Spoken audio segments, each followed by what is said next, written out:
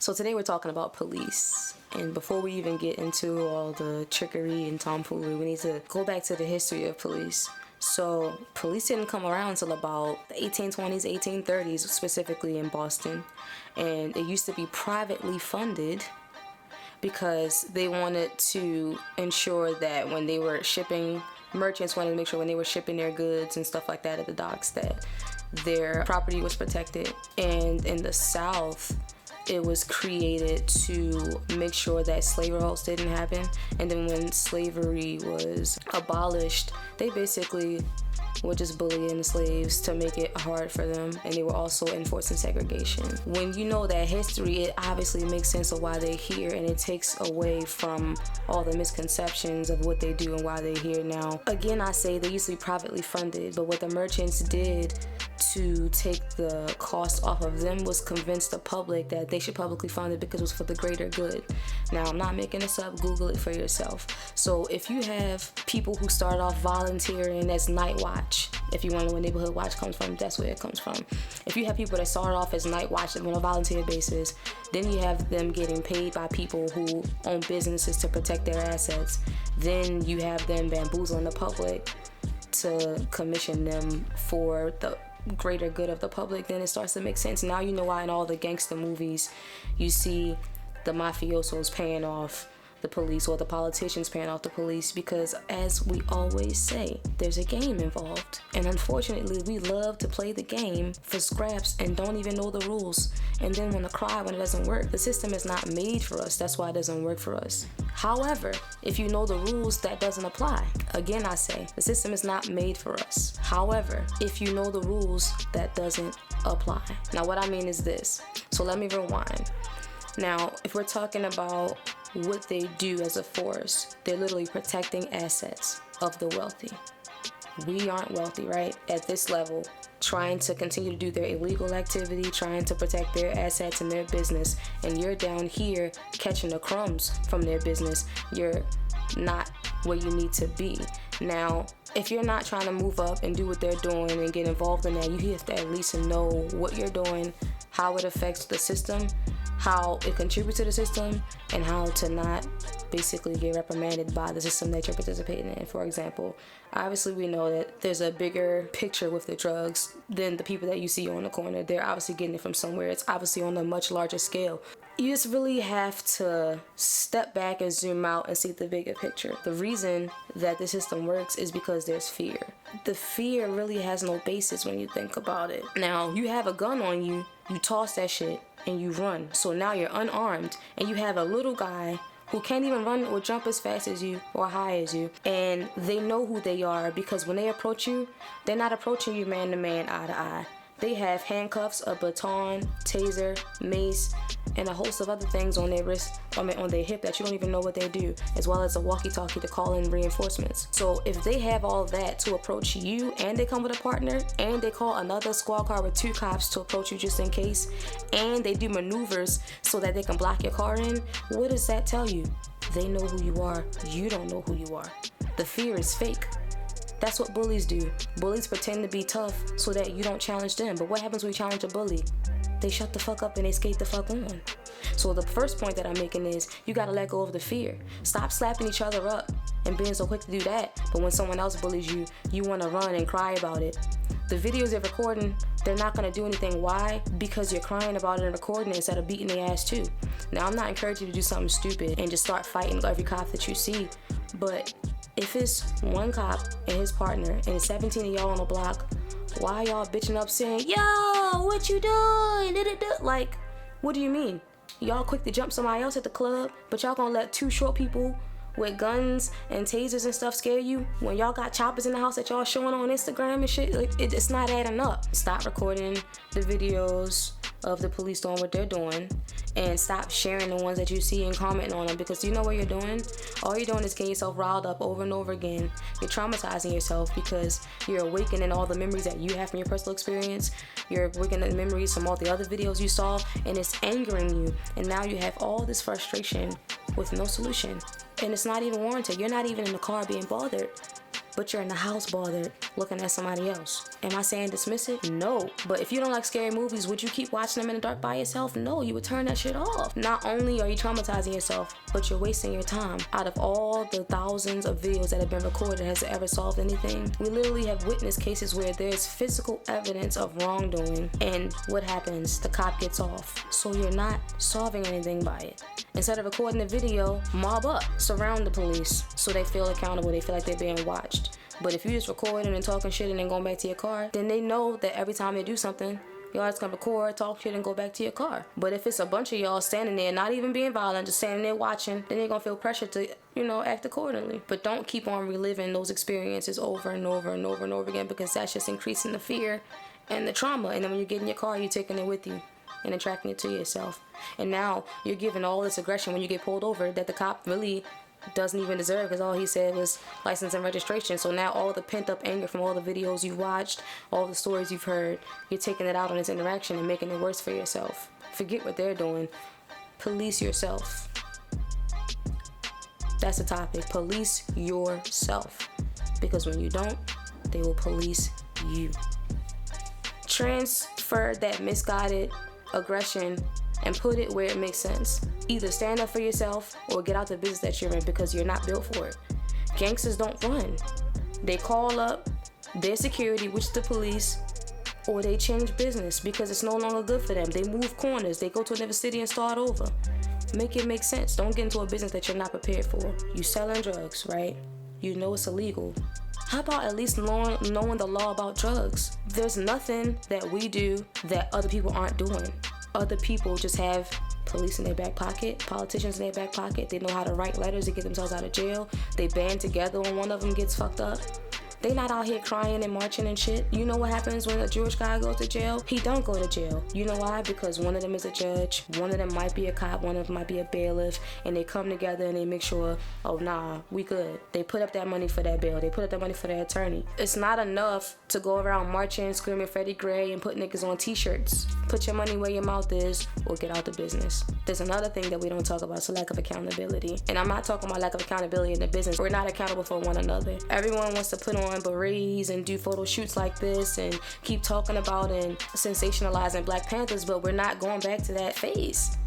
The reason that the Black Panthers were successful with the breakfast program and successful with protecting their neighborhoods is because they didn't take shit from anybody, including the police. They had their own guns. They policed themselves. They didn't allow someone to come into their communities and tell them what the fuck to do. They didn't allow somebody to come into their communities and reprimand their men. The same has to go with us. If you are fearful, they feel empowered. If you speak with confidence and posture, then they second guess themselves. I'm speaking from experience, not fairy tale, not fantasy. Something as simple as me pulling out a passport over a driver's license shakes up people when they pull me over. And then when they run my plates and they see nothing's wrong, they'll let me go. Which goes to my next point, accountability. You have to have your paperwork in order. You can't be driving around with expired tags, expired plates, suspended license. You got over a stack in parking tickets and then expect nobody to bother you. If you have a bunch of darts on your back, then they know you a target. If you don't have any darts on your back, they gotta search first. And if it's clean, they gotta let you go. So if you selling drugs and doing stuff like that, at least make sure your tags are clean, your title is clean, make sure your license is clean. Or get it in your girlfriend's name, make sure her stuff is clean. Just have your story straight. But if you in the game, you don't know the rules, and you fucking up, then you're never gonna win. You're making it easy for them to pull you over and get the drugs and get the guns and all of that. They have drugs and guns too. And all of them are not registered, but guess what? They're not getting pulled up in the system with a bunch of stuff by their name. Now, we know there's a system that's stacked against us, but again, if you know how to maneuver, it does not apply. Now, one thing that people don't talk about is the spiritual side, is the focus. Whatever you focus on mentally, you attract to yourself in the physical world. It's called law of attraction. Stop focusing so much on what you don't want and focus on what you do want. If every time you see a cop car, you get scared, you get pissed off and all of that, guess what? You're attracting that energy to yourself now. I used to do it. I used to get all frustrated, and sometimes I would stick my hand out the car and put the middle finger up if I saw them. And it didn't do anything but attract them to me. If you start driving like a grandma, all of a sudden when you see them, you start braking, they're gonna run it because you look like you're guilty. Even if you are guilty, fake it. Act like you're not. And if you do get pulled over, guess what? If all your stuff is clean, they gotta let you go because nobody's bleeding and nobody died, so no crime has been committed. When they're pulling you over, they're literally finding a reason to get you because it is profitable. They can either get your drugs or your money off of you. The prison industrial system is being fed. Shift your focus, keep your paperwork straight, and know the rules to the game that you're playing. Understand why police exist. Understand why laws exist. It's not as deep as people make it seem. It's not about justice and righteousness and a lack of crime and stuff like that, because crime pays. If we live in a capitalist society, if there was no crime, a lot of people wouldn't get paid. Most of the money that this country is founded on is off of illegal activity. If you're gonna get into the business of illegal activity, know the rules. Another point, don't stay in the game. Legitimize your money eventually. Fund your baby mom's weave business or get her a studio, a salon. So if niggas pull you up, you got a business registered in your name. What you mean? Yeah, I got 30K on me. What you mean? I'm doing a bank drop. You know what I'm saying? Like, even if you don't put all the money in the bank, like, there's so many ways to do what you do the way that you're doing it. But you gotta step your game up. Get out of that street mentality. Arm yourself with a little bit more knowledge. So if you still want to do what you're doing, get that quick money, it makes sense. You're not getting slapped up. You're not getting them taking it off you and embarrassed. They got your face on the ground. You know, they want to feel like more of a man than you because you made them run. So now they're being extra aggressive. That shit is not necessary. Don't even bring it on yourself. Keep your shit clean so they look embarrassed. They look stupid. Oh, I got one. He got tits. Oh, he got a Mercedes. How did he get that? And they run your shit and it's clean. Not that hard. And I know black guys get it worse. But guess what? If nothing is wrong, you can defend yourself. The last thing I want to focus on is a lack of unity. Now, I know systems in place that's dismantling our families and stuff like that. But again, the only reason it's working is because we don't know what we're doing. We out here swinging like this with a blindfold on and get mad while we not getting no hits. We don't know what we're doing when we even go into the courtrooms. We don't know what to call ourselves, how to present ourselves. We don't even belong in court. It ain't for us. Guess what? It's for business. Just like everything else. Understand that you live in a capitalist society. If you don't want to participate, you gotta move somewhere where they're not capitalists, where money is not ruling it. But if you want to live in a money rule society, you gotta know how the money works, where it's coming from, where it's starting, how it's getting to you, where it's going to leave your hands. It sounds tedious, but if you don't know, you're a victim. Stop crying about all these videos. Videos don't work, protests don't work, anger doesn't work. Because when you're angry, you're exposed. Now they can control your emotions. Now they can provoke you. Now they can add more charges. When you're fearful, now they can control your mind. Now they can sway your feelings. You gotta always maintain control of the situation. And how do you do that? Speaking from posture. How do you speak in posture? By knowing your shit. How do you know your shit? Arm yourself with knowledge. Shift the misguided anger and put it where it needs to go. So how do we get here? We obviously know what is in place and what it's supposed to do. But one thing I was bringing up the other day in the conversation is, yes, there are a lot of people who are locked up, a lot of people who die, a lot of people who are victims of violence and stuff like that. But is it all of us? No. There's some people that are still thriving, even in the hood. There are people that are not being shot. I'm not shot, and I live in the hood my whole life, basically. Some of y'all live in the hood right now. Y'all not getting shot every day. Let go of the narrative that everybody's dying and the city is bad and all. No, it's not. It's all perspective. Yes, there are a lot of people dying, but what are they doing? It's kids dying too, but what are their parents doing? The point that I'm making is this shit is not happenstance. It's constructed a certain way, but if you know how to maneuver, you can stay out the way. That's niggas' favorite phrase. I'm just trying to stay out the way. That's how you do it. Stay out the way. You know how people at the top stay alive? Because they get dummies to do the dirty work. They in suits doing business while people like the police and other people are doing the dirty work. They're risking their lives. But the man that owns the company, who they're working for, he not at the company. He got Swiss bank accounts. You don't know where his money is. You don't know where he is. And some of his assets probably his wife's name. Shift away from the blame.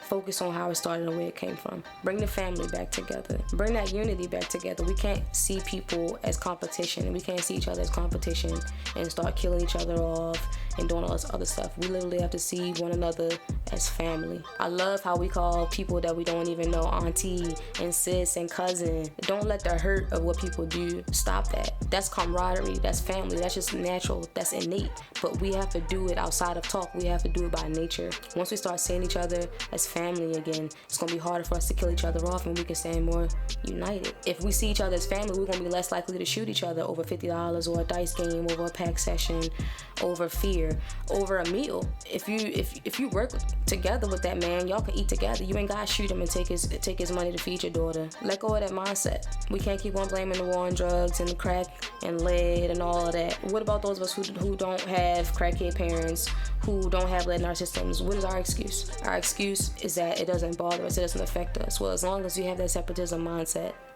this won't work. Poverty not an excuse either, because it's temporary. Poverty starts as a mindset and then it permeates physically. Everybody that I know that was poor, that changed, they first changed their mind. So speaking of changing the mind, let's talk about solutions. Very simple. Keep your paperwork in order. Stop with the shortcuts. If you're gonna drive, have your paperwork in order, or deliver your weed on the bike. It's that simple. Get your insurance paid up, or stay under the radar. Don't be driving 70 miles per hour knowing that your shit expired and you got weed in the car. 2, accountability. Be accountable not only for yourself and your actions, but for your brother. Don't be like that's your man's until he do something. And see, we got it so fucked up. We got niggas out here taking bids for their mans instead of telling their mans not to do the dumb shit. Be accountable. Hold each other accountable so that other people don't have to come over here and make excuses to come up in your space. If you don't give niggas a reason to come up in your space, they can't just come up in your space. They look dumb. They have no grounds. Police don't just do what they do for no reason. There's a whole process. That's why they don't just pull up and snatch you out the car and start shooting the car. That's why they do the same shit. What? License and registration. Then they go run your shit. Then if they see something is there, oh, we can keep this one. What does that sound like? It sounds like they're checking slave papers. Peep the game. Peep the game. If they check your slave papers and you was a freeman, they had to let you go. What does it sound like?